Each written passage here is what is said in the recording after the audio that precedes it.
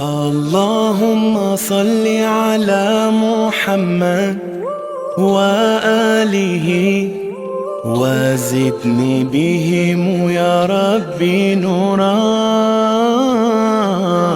اللهم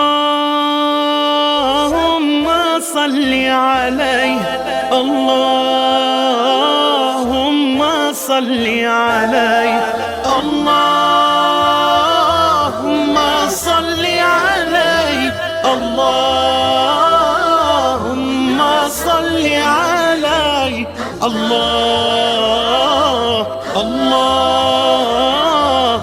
اللهم صل على محمد وآل أحمد.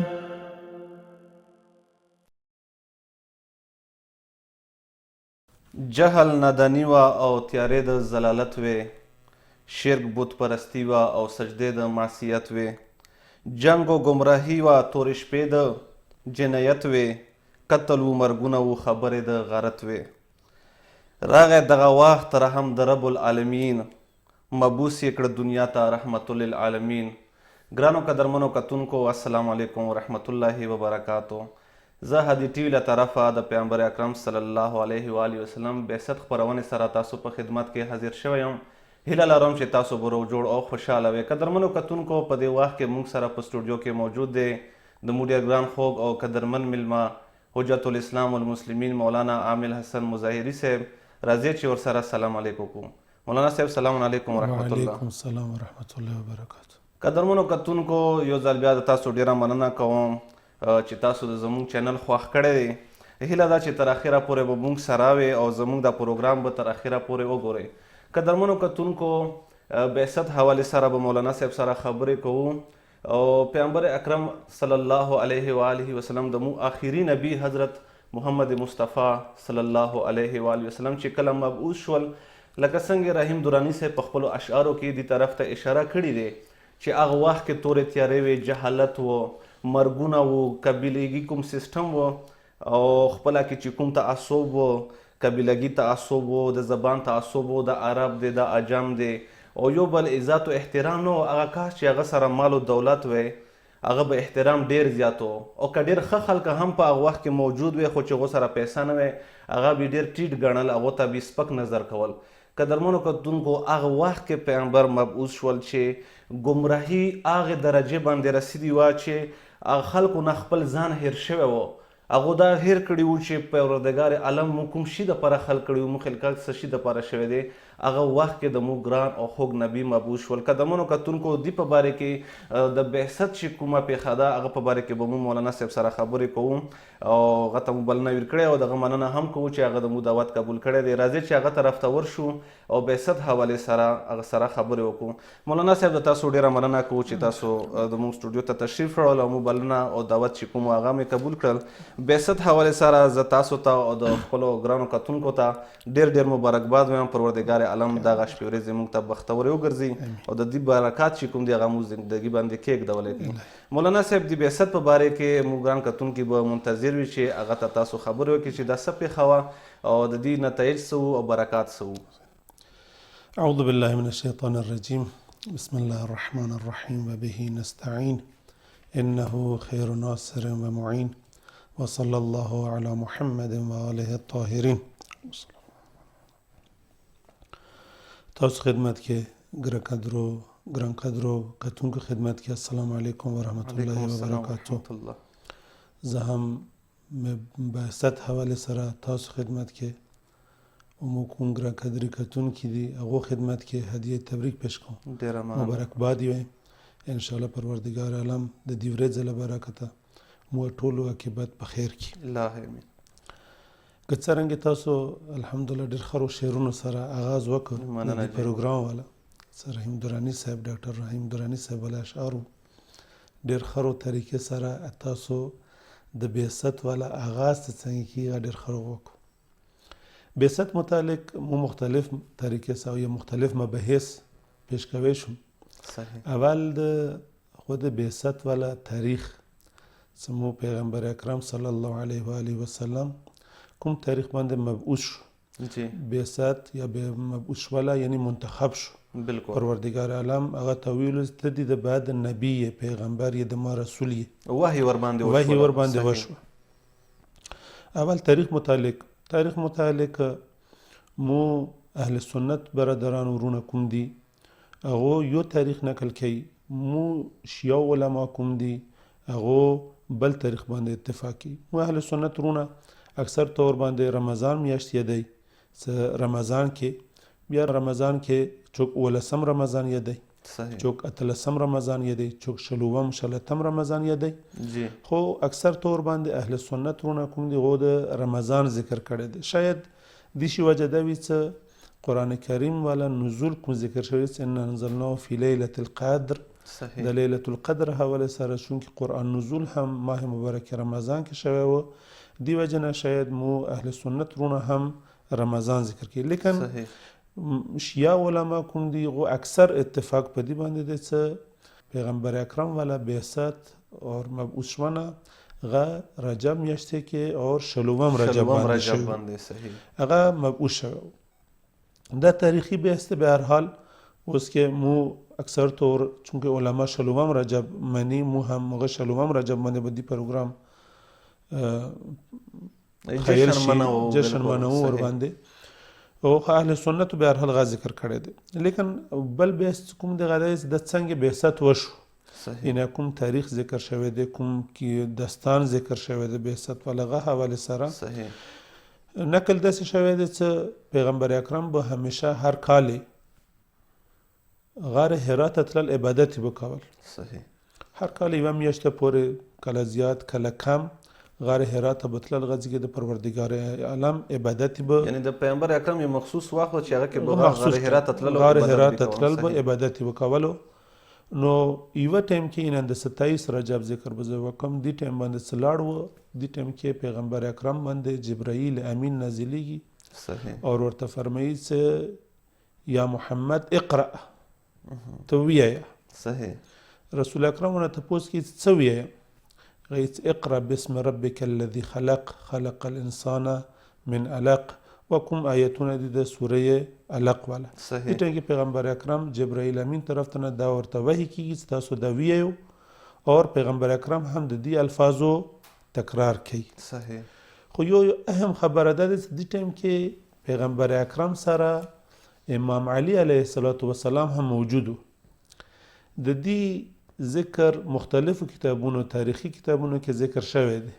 کله پیغمبر اکرم څخه غار حرا ته تللی نو غځي کې چې یوه میاشت تقریبا ټایم یې تېرولی نو کوم اهل خانه و کوم ودی والا اهل بیت و حضرت خدیجه سلام الله علیها یا امام علی علیه السلام دا به ورته خوراک څښاک یا څه ضرورت وغیره به ورته پوره کول، هغه به تللو ورسره سامانې به راوړل ورته خوراک څښاک ضرورت ورته څه ضرورت وغیره د ورته وړل. نو کله چې د جبرائیل نازل کیږي او پیغمبر اکرم باندې د وحی ابلاغ کی ورته اقرا دي ټایم کې امام علی علیه السلام هم ورسره موجود دی. د هم اهل سنت کتابونو کې ذکر شوی دی، هم شیعه کتابونو کې ذکر شوی دی. او خود امام علی علیه السلام په خپل خطبه کې دین خبره ته اشاره کوي. په نهج البلاغه کې سید رضی نقل کوي، په نهج البلاغه کې خطبه قصیعه کې خطبه قصیعه د نهج البلاغه کې ټول نستره او لویه خطبه دغه کې مختلف مباحث مطرح شوي دي چې یو شی چې مطرح کیږي انده بعثت والا خبره ده چې امام علی علیه السلام په خپل د شي نقل کوي چې رسول اکرم صلی الله علیه و آله وسلم به هر کال غار حرا ته تلل. زه خپل عربي ټکی ادا کوم ته د مګرکت کې هم د ته سوچ غور سره واوري. ولقد كان يجاور في كل سنة بحراء هاري وكالب رسول أكرم غار حرا تتلل فأراه ولا يراه غيري. در امام علي عليه الصلاة والسلام فرمایشات فأراه ولا يراه غيري، ما به رسول اکرم لیدل ما نه لو بل چک ور سره نه وڅغه وکسي ولا يراه غير صرف زما ور سره. ارى نور الوحي والرساله، ما به د وحی والا او د رسالت والا کوم نور وغه به ما لیدل. الله اکبر سبحان الله. اوس کې دا یا معنوي نور و یا نه حقیقي نور و چې صرف امام علی علیه السلام لیدل شو بل چغه نشو کتل. ولقد سمعت رنة الشيطان حين نزل الوحي الله اکبر سبحان علیه. الله. کله چې پیغمبر اکرم باندې وحی نازله شو غار حرا کې جی کسی دیزی که ایتسا این ما ولیدله چې وحی نازله شو ما واوریدله صحیح. حین نزل علیه الوحی کله چې هغه باندې وحی نازله شو ما د شیطان والا فریاد واوریدل. الله اکبر. ګټن کې شیطان فریاد وکړ. فقلت یا رسول الله، امام علی علیه الصلاة والسلام ولیدل چې وحی نازله شو، نور رسالت نور وحی لیدله، هغه ځکه ورته आवाज دا کې چې یا رسول الله یا رسول الله ما هذه الرنه، د کوم فریاد ما واوریدل، د आवाज ما واوریدل د څه شی و؟ څه ول आवाज و؟ څه ول आवाज و؟ فقال هذا شیطان. رسول اکرم صلی الله علیه و آله وسلم فرمایش وکړ چې یا علی دا د شیطان आवाज دی. صحیح. شیطان فریاد وکړ د ټیم کې. څه وجه نه فریاد وکړ؟ ولی فریاد وکړ؟ څه زور ورته رسیدلی و؟ څه تکلیف ورته رسیدلی و؟ معمولا چاته تکلیف ورسیږي څه زور باندې راشي فریاد خپل فریاد نه کوي. بالکل. فریاد څه وجه نه وکړ؟ پیغمبر اکرم فرمایي قد آیس من عبادته. ځکه چې شیطان چې کله چې د وحی ما باندې نازله شوه او اوس کې پیغمبر اکرم مبعوث شو رسول شه، شیطان د خپل عبادت نه دینه څخه خلق اوس د دې بندگی وکړي د دې طاعت وکړي دینه مایوس شه، ناامیده شه، ځکه فریاد وکړه، ژړا یې وکړه. یو دې ځکه شیطان مایوس کیږي، یو د غدیر باندې هم غدیر باندې سبحان الله سبحان اليوم یئس الذین الله کفروا.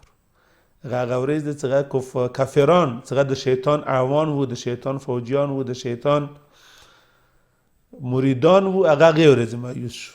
بس دا هغه زیان شلو چې د کې شیطان ته ډېر زیات تکلیف ملاو شو. شیطان ته تکلیف ملاو شو، فریاد خو نه تکلیف نه ووتل، هغه تکلیف وجنه ژړا وکړه اور مایوس اور ناامید شدینه چې بس کله اوس کې رسول اکرم راغلل بس اوس کې خالد ما بندگی نه کی، خالد ما خبره نه من. بالکل. اور غدیر ورځ کله چې امام علی علیه الصلاة والسلام ولایت اعلان وشو، د امامت اعلان وشو، خلکو ته د جانشینی او د وصیت اعلان وشو، غیر ورځ هم د غوال اعوان و انصار ته هم پته ولید غم مایوس شول. صحیح. ځکه چې د رسالت ولا کوم لیاره وغه د اوس کې امام علی علیه الصلاة والسلام سره متصله شوی د غته بيدما ور کړل شي. صحیح. نو دې کې دا مارس کوونه و چې کله چې وحی کیږي رسول اکرم صلی الله علیه و آله وسلم باندې غار حرا کې او رسول اکرم مبعوث کیږي، هغه سره امام علی علیه الصلاة والسلام هم موجود دی او رسول اکرم ورته فرمایي چې یا علی انک تسمع ما اسمع. الله اکبر. یا علی زه څه اورم غته هم واوري. سبحان الله. حضرت جبرائیل رسی ما باندې وحی رسته قرآن شریف ما ته تلاوت کوي، پروردگار عالم طرف ته ما ته اقرا بسم ربک الذی خلق خطاب کیږي غته هم واوري که څنګه د واورید. سبحان الله. و ترى ما ارى که زه جبرائیل قسم ته هم جبرائیل قسم. صحیح. خو فرق څه دی؟ الا انك لست بنبي ولكنك وزیر. سبحان الله. ته نبی نه صرف، ځکه چې پیغمبر اکرم خاتم نبیین دی. بالکل. خاتم النبیین دې بعد نبیان نه رسی، رسولان نه رسی.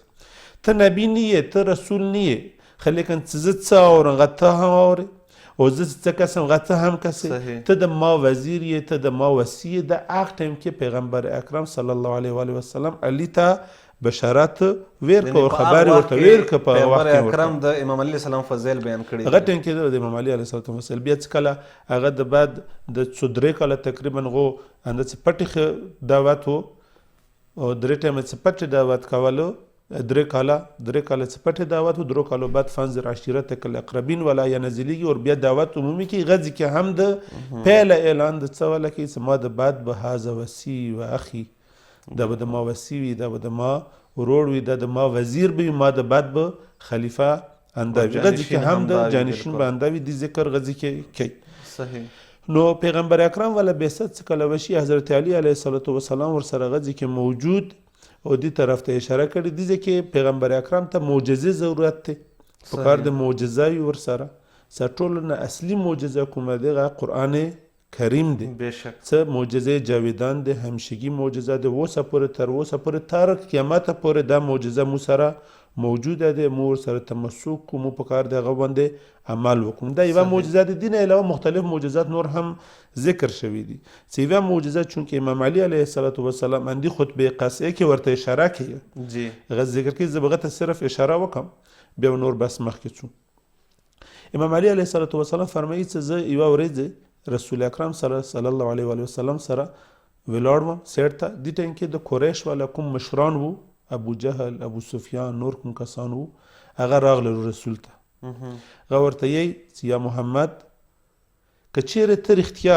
پیغمبر وې که چیرې ته د رښتیا خداوند متعال طرف ته نه راغلی وې مو ته یوه معجزه وښیه مو تا نه یو درخواست کوم تا نه یو شی غواړو که چیرې هغه تا وکړه صحیح مو به تا باندې ایمان راوړو رسول اکرم صلی الله علیه وسلم ورته بیا یې څه که چیرې څه غواړو خو که اول ښه دا چې که زه چیرې هغه وکړم تاسو به یقینا ایمان راوړو شهادتین به جاري کوو صحیح حق په ومنو هغه بیا یې څه ولې نه منو ته کوم شی مو درنه غواړو هغه ته وکړه مو به تا باندې ایمان هم راوړو مو به اسلام هم قبول کوم شهادتین به ویو رسول اکرم دې کې یو ټکی کوي دې کې دوې معجزې دي بیان کې که اشاره وکړم رسول اکرم صلی الله علیه وسلم ورته فرمایي چې زه به هغه کار وکړم چې کوم تاسو غواړو خو لیکن بیا هم تاسو مؤمنان ایمان نه راوړو مسلمانان نه جوړېږو تاسو کې به یو کس کوی کې تخیږي او تاسو کې به یو کس ما پر گروه و احزاب به جمع کو دې پر ما سره جنگ وکړو صحیح کوم کس کوی کې هغه ابو جهل و نور کوم کسانو سره جنگ بدر اوس کې جنگ نه دی شوی تازه پیله بیسات تازه پیله مکه کې د دعوت شروع د رسول اکرم والا دا پیشنګویي کې تاسو کې به څه کسان کوی کی وي کله چې جنگ بدر شو هغه ځکه کوم د قریش والا مردگان وو هغه کوی ته رسول اکرم فرمان وکړ چې دا کوی ته واچو دا کوی ته واچول او یو جنگ احزاب جنگ خندق کې ابو سفیان و ټول احزاب رجمه کو د پیغمبر خلاف دغه ټیم نه درغله رسول اکرم تاسو کسانو کې زده څه کسان صحیح اول نه پیغمبر اکرم صلی الله علیه وسلم چې هغه ته پیشنګوئی کوي مولانا صاحب دینه مخکې چې تاسو د پروګرام ته ادامه ورکړئ د مو دمه وخت شوی که تاسو خو یو اړه غونډه دمه کو دمه د بعد بیا راګرځېږو قدرمنو کتونکو مولانا صاحب ډېر ښکلې خبرې شروع کړي دي او موږ د خپرونه ادامه لري چېرته په نه سګي موږ سره اوسئ دمه د بعد بیا تاسو خدمت کې راګرځېږو مننه يا ربي صل وسلم على الحبيب محمد يا ربي صل وسلم على الحبيب محمد يا سامعين صلوا على الحبيب محمد يا ربي صل وسلم على الحبيب محمد يا ربي صل وسلم على الحبيب محمد حجاج شامي يبلغ سلامي والله على محمد بدر التمام والله راغی دغه وخت رحم د رب العالمین مبوس یې کړ دنیا ته رحمت للعالمین قدرمنو کتونکو یو ځل بیا تاسو ته خپلې خپرونه کې هرکلی وایم دا مې نه وړاندې مولانا صاحب پیغمبر اکرم صلی الله علیه و وسلم بعثت په باره کې خبرې کولې هغه دا بیان کړو چې پیغمبر اکرم صلی الله علیه و وسلم چې کوم بعثت دی د مو اهل تشریف په نږدې هغه شلوم رجب باندې دی او اهل تسنن چې کوم دی اهل سنت چې کوم دی هغو سره مونږ اختلاف دی هغو ماه رمضان کې 13 ماه رمضان باندې دا ورځ منوي او دې کې جبرائیل امین چې کله پیغمبر باندې نازل کیږي هغه غار حرا کې هغه په باره کې مولانا صاحب خبرې وکړلې او بیا امام علی علیه السلام دغه چې کومه پیښه ده هغه په باره کې نهج البلاغه کې هم ذکر کړی دی هغه په باره کې هم مولانا صاحب تفصیلي خبرې وکړلې هغه د بعد شیطان جړه په باره کې مولانا صاحب خبرې وکړلې چې په 2 ځایونو کې شیطان ډېر زیات جړېدلی دی یو هغه ورځ چې کله پیغمبر اکرم باندې وحی نازله شوه هغه مبعوث شول دویمه هغه ورځ وه چې کله عید غدیر باندې پیغمبر پیغمبر اکرم د خپل خلیفه د جانشین او د هغه د امام علی اسلام د جانشیني اعلان وکړلو. بیا مولانا صاحب د پیغمبر اکرم معجزاتو په باره کې خبرې کولې او هغه وخت کې د موږ دامې وخت شوی و. نو اوس مولانا صاحب ته راځي چې ورشو او هغه پیغمبر اکرم صلی الله علیه و آله وسلم چې کوم معجزات دي هغه په باره کې هغه معلومات ترلاسه کړو. جی مولانا صاحب. عرض مو دا کولو څه پیغمبر اکرم معجزات مختلف دي، زیات دي. صحیح. و اصلی معجزه هم قرآن کریم دی. بشک. و باقی اور جودان معجزه هم دا دی، مو ته اوسه پورې رسېدلي دي.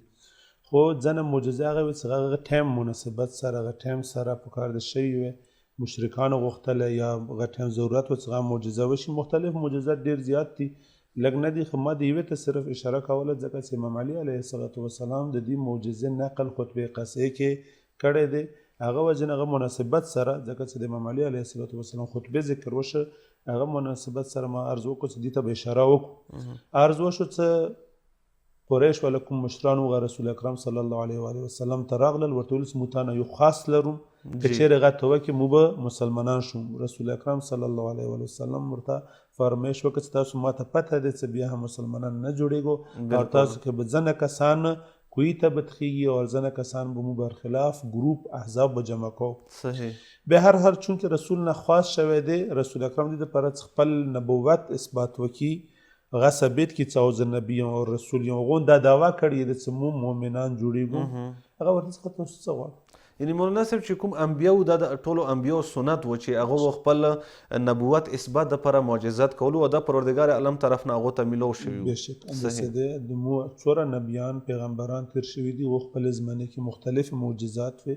جی. حضرت موسی علیه السلام هغه والا خپل معجزه نقل شوي دی، هغه ځي قرآن شریف کې موجوده دی. حضرت عیسی والا همداسې نور انبیاو والا ټول معجزات وې. ځکه چې معجزاتو سره مو ته پته لګي چې آیا دا کس نبي او رسول دی که نه. که چېرې معجزات نه وي نو سبا هر یو کس یی چې زه رسول یم. که نن سبا زمانه کې هم ځنه کسانو دي دعوې کړي دي چې مو رسول یو، مو امام یو، مو پیغمبر اکرم احلاد د بات الحاج بالکل صحیح. مختلف کسانو دي دعوا وکړه خو معجزه ورڅخه نه وه ځکه ناکام شو. معجزه یو دلیل دی، برهان دی دې دپاره چې زه نبي یم، زه امام یم. هغه دپاره ضرورت دی ورته. خب دا غځي کې ورنه خاص کې څخه تاسو څه غواړو مونه هغه ورته هېڅ موده غواړو مخامخ ته ولاړ غځي څخه یوه ونه وه، هغه ونه غټه ونه وه، یی څه ونې نه ته یا رسول یا هغه ورته رسول نه ویلو د خپل خطاب دی. هغه ورته ته د دې ونې ته ویایې چې چېرې د خپلو ولیو سره داسې نه څه انداسې راشي. اوس ته سوچ کوه چې دوی څنګه سوچ دی که نه ولیو سره اول نه ورته چې ولیو سره که ځینه راوځي ورته سره راشي، خپلو ریشو سره خپلو ریشو او ولیو سره راشي تا ته، نو موږ به هلې تا باندې ایمان راوړو. هغه ورته هېڅ څه راوړی ایمان څه وخټي هغه چې دا خو باذن الله د خدای قدرت نه بار شی نه دی. ان الله علی کل شیء قدیر، خدای هر شي باندې قادر دی. بېشک.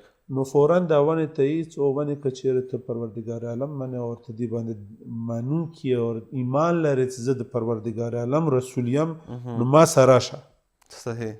دا د امام علي علیه السلام کلام دی او الفاظ دي چې دا ونه ولیو او ریشو سره داسې روانه شوه که یوه پرنده څنګه روانېږي، صحیح، یوه مرغۍ څنګه پرواز کوي، دوره تیزیې سره هغه روانه شوه او راغله رسول اکرم سره او داسې اواز یې کول که چېرې د مرغۍ او پرنده د وزر وایي اواز کوي، داسې اواز زیات شور سره دغه سره راغله موسی او ځنه کومې څانګې هغې د رسول اکرم صلی الله علیه وسلم سر باندې ونیوللې سبحان او الله. څه څانګې کوزې هغې په ما په ولي باندې چیدولې چې زه د رسول اکرم ښي النګ ته ولاړم.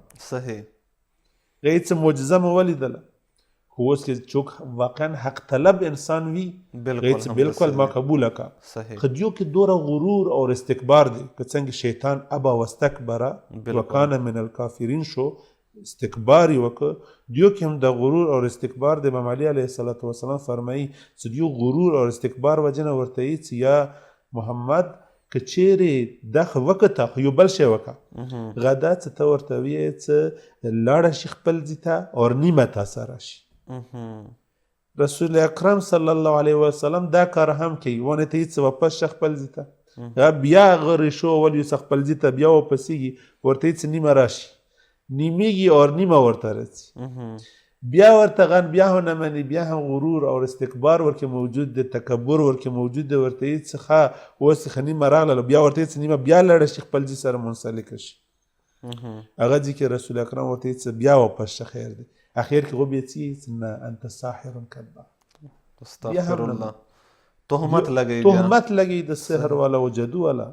دا د غدا دا معجزه څو امام علي علیه السلام خطبه قصه کې نقل کړي ذکر کړی او ذکر کړي دی ولادت مختلف معجزات نور هم شته دي. به هر حال د پیغمبر اکرم صلی الله علیه و وسلم بعثت مو مسلمانانو لپاره یو لوی نعمت دی، بشک، بلکې نه مو مسلمانانو لپاره بلکې انسانیت لپاره، ټول جهان لپاره، جهان لپاره بالکل هغه څه دی یو لوی نعمت دی، عظیم نعمت دی. همدې وجه نه پروردګار عالم قرآن مجید کې فرمایي لقد من الله علی المؤمنین، پروردګار عالم مؤمنینو باندې لوی نعمت من ځکه هیڅ منت هیڅ منت هغه ځکه هیڅ کله ډېر لوی عظیم نعمت کله ور چاته ورکړل شي هغه ته ویل شي د من دی، غټ شی دی که نه غټ نعمت ویل شي. عام نعمت ته من والا ټکی نه استعمالیږي عربي کې. نو پروردګار عالم لقد من الله علی المؤمنین، پروردګار عالم یو منت وکړو مؤمنانو باندې، احسان یې وکړو. احسان زموږ چې ډېر غټ نعمت یې ورته ورکړو ځکه د من نه پته لګېږي. اذ ویل څه نعمت دی هغه؟ اذ بعث فیهم رسولا، دغو مؤمنینو کې او دغو کوم مسلمانان څه اوس کې شوي دغو په درمیان کې یو رسول پاس کو، یو رسول مبعوث کو من انفسهم. څه پهله خصوصیت داره چې د اندی نفس نه رنده و خلکو نه دی، چوک ملائکه نه دی، چوک جن نه دی، جنیانو نه دی، انسان دی. اور انسان داسې نه چې چین نه راغلی وي مثلا جزیرة العرب ته، نه اندی خلکو نه دی، اندی خلکو ته دی. خو پروردګار عالم ورته معجزات ورکړي، نشانیانې ورکړي ورته، او هغه سره سره دا څه کېږي منتخب کېږي. اذ بعث فیهم رسولا من انفسهم.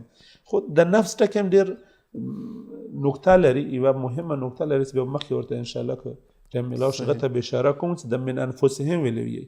ځکه چې پروردګار عالم کله چې د رسول منتخب کول، رسول اکرم کوم خصوصیات و هغوی دا خصوصیات و چې خلکو نه جدا نه و، داسې و چې د خلک خپل ځان نه ګڼل، جامعه کې پاتې کېدل، جامعه کې پاتې کېدل. یو جامعه و مشرک ټول پاتې کېږو. یو ځل مو دوره دلسوز یو، دوره یو چې مو هر یو کس هېڅ ته ماته ورور وندې، ته ماته خپل ځان وندې. صحیح. پروردګار عالم دې نقطې ته اشاره کوي چې رسول اکرم چې کله مبعوث کېږي، رسول جوړېږي، دا د خلکو نه داسې و چې دا ټول خلک دې ته خپل ځان ونته و. من انفسهم، تاسو نه دی بلا کس نه دی، بارن تاسو ځان ونته ګڼي. یتلو علیهم آیاته، چې د رسول اکرم څه کولو؟ یتلو علیهم آیاته ویزکیهم ویعلمهم الکتاب والحکمه. صحیح. دې د بعد یوه پاراګراف موجود دی چې دا قرآن شریف مختلفو ځینو کې دې پاراګراف ته اشاره شوې دی، دې مطلب ته ور دې بحث ته اشاره شوې دی. هغه دا چې پروردګار عالم څه وجه نه د رسول اکرم مبعوث کړ؟ دا ویلې دوره غټ نعمت دی. لقد من الله، دا دوره غټ نعمت څه وجه نه دی؟ څه دلیل دی؟ صحیح. څه وغه ټایم کې چې مو پر دوره غټ نعمت شي؟ هیڅ وین کانو من قبل لفی ضلال مبین. پیغمبر اکرم نه مخکې چې پیغمبر اکرم مبعوث شي، وحی ور باندې نازله شي، د خلکو ته تبلیغ شروع کړي، دینه مخکې دا ټول څرګند ګمراهي کې و، ضلال مبین. الله اکبر. عامه ګمراهي نه وه، صحیح. ځنه ګمراهي سړي ته پته نه وي، د داسې ګمراهي د څرګنده وه، ټولو ته پته وه چې دا موسیون په ګمراهي کې وي. بالکل. غي چې تاسو دینه مخکې چې رسول اکرم راشي ګمراهي کې و، پروردګار عالم د غټ نعمت تاسو ته ډېر که تاسو د ګمراهي نه خارج شو، د ګمراهي تاسو ختم شي. که څه نه ډېر ښه اشعارو کې تاسو دغه ته د ګمراهي ته او د مشکلات ته اشاره وکړه. چې هغه ځای کې غټ بت پرستي وه، هغه ټایم کې څو جعفر طیار علیه السلام کله چې حبشې ته لاړ ووت، نو کله چې پهله د اول اسلام کې مسلمانانو من تکلیف شروع شو، مکې کې هغو ته تکلیفونه شروع شو، نو رسول الله صلی الله علیه وسلم هغو ته اډر وکړ مسلمانانو چې تاسو لاړ شو حبشې ته، هجرت وکړو. دوه ځله هجرت معمولا حبشې ته ثبت شوی دی، ذکر شوی دی تاریخ کې. یو پهله کم کسان لاړ وو، بیا دویم دپاره دویم ځلي دپاره چونکې پنځم بعثت و، پنځم کال و د رسول اکرم بعثت والا، چونکې مختلف خو به هر حال هغه بیا چې حبشې ته هجرت کوي. صحیح. کله چې د دویم ځلي پر هجرت وشي، د قریش والا خلک خبر شي، نو هغې څه د ډېر کسان موږ څخه لاړو د هغه ذکر دا پکار دی راواپس کوم په داسې موږ د مسلمانانو د کوم پریشر دی کوم زور دی دا کامه نشي ځکه چې مسلمانان غځې لاړ شو موږ لاس نه ووتلو دا ښه خبره نه ده. نو دې ټایم کې قریش والا کوم مشران وو کوم عمراو هغه روان شو لاړو یو وفد یې واستولو دغه ته حبشې ته ستله داسې وکړه چې دا مو ته راواپس کړه د مو والا خال دي مو والا دین نه وتلی شوي خال دي مو والا دین ته یې څټ کړی مو والا دین د نه مني ته مو ته راواپس کړه. نو کوم بادشاه و د حبشې والا هغه فورا اډر کړي څخه که داسې وي ځکه چې دوی سره تعلقات وو تجاري تعلقات وو قریش والا ورده ورسره حبشې والا تجاري تعلقات وو هغه له خطره هغه ورته څخه صحیح دی روانې کو بویزو دې ټایم کې څه روانۍ نو جعفر طیار د امام علي علیه الصلاة والسلام ورور جعفر ابن ابي طالب جعفر طیار باندې مشهور دی هغه بادشاه ته یې څه ته لږ صبر خو وکړه کنه دا څه درته ویم چې مو څه وجه نه راغلی یو دې هغه یې څخه ته ویې څه شوي دي هغه ځکه د عرب جاهلیت والا کوم ماحول و هغه تبیین کړي ورته یې ایها الملک او بادشاه صاحب دینه مخکې کنا قوما اهل الجاهلیه مو د جاهلیت نه دنیه ولا دغه مو زندگی غا تیروله نعبد الاصنام مو د بوتانو عبادت کول ناکل المیته مو مردار خوړلو مختلف کوم غټې کې و نعت الفواحش سوره غلطیانې وي ګناوانې وي غمو کولې غټې کې و نقطع الارحام و نسیء الجار مختلف دغه کې مو خپل خپلوان پرې خلي وو که تاسو غټې کې اشاره وکړه ظلم و کوم مو ولا قوي کس و قدرتمند کس و پیسو والا کس و هغه کوم کمزور کس هغه باندې به ظلم کول زیاتې به ورسره کول مو دې حالت کې وو حتی هغه ټایم پورې چې حتی بعث الله الینا رسولا دا هغه ټایم پورې پروردګار عالم مو ته یو رسول راستول مننا مونږ او هغه بیا مو دو خو کارونو باندې وبلګلو او د بعدو کارونو نه مانع صحیح دینه پته لګي چې کوم ماحول دغه ټایم کې ډېر بد ماحول د جاهلیت والا ماحول دی او د بوتانو عبادت والا ماحول دی بت پرستی دغه د فواحش ګناوانې مختلفې ګناوانې کیږي خپل خپلونه نه د خبر ظلم زیات دی پرچار د فتنې غځي کې امام علي علیه الصلاة والسلام دې ماحول ته اشاره کړې چې کله رسول اکرم مبعوث کېدل نو هغه ټایم کې د فتنو ماحول و دور صحیح د جهالت دور بالکل د مختلفو ګناوانو دور هغه ټایم کې پیغمبر اکرم څه شوی دی مبعوث شوی دی دې وجه نه لقد من الله علی المؤمنین دا د پروردګار عالم یو غاټ نعمت یو غاټ احسان دی مؤمنونو باندې پیغمبر اکرم مو ته راکړی صحیح کار د څه مو د دې منت د دې نعمت قدر وکړو او د دې نعمت شکر ادا کوم ځکه چې شکر دی یو شی ولا ادا نه کوي یعنې هغه والا بیا کوم نعمت قدر او هغه منزلت به مو سترګې ورته نه دي غړول. ډېره مننه مولانا صاحب ډېرې ښکلې خبرې تاسو وکړلې انشاءالله چې د مو ګرانو کتونکو به دې نه ګټه اخیستلې وي او د مو خپرونې وخت تر پای ته رسېدلی انشاءالله چې بیا به تاسو ته بلنه دیر کوو او تاسو سره به بیا خبرې کوو او تاسو چې کوم ښکلی انداز دی او ښکلې خبرې کوي هغه معلومات به مو او د مو ګران کتونکي ترلاسه کوي. ډېره مننه قدرمنو کتونکو تاسو هم ډېره مننه د خپرونې حوالې سره که تاسو څه نیوکې وي هغه موږ ته رالیږلی شي سکرین باندې د مو شمېره موجوده ده هغه باندې تاسو موږ ته زنګ هم وهلی شي انشاءالله چې تاسو ته به جواب میلیږي زه تاسو په الله رب العزت باندې سپارم د الله په امان. اللهم صل على محمد وآله وزدني بهم يا ربي نورا. اللهم صل على محمد وآله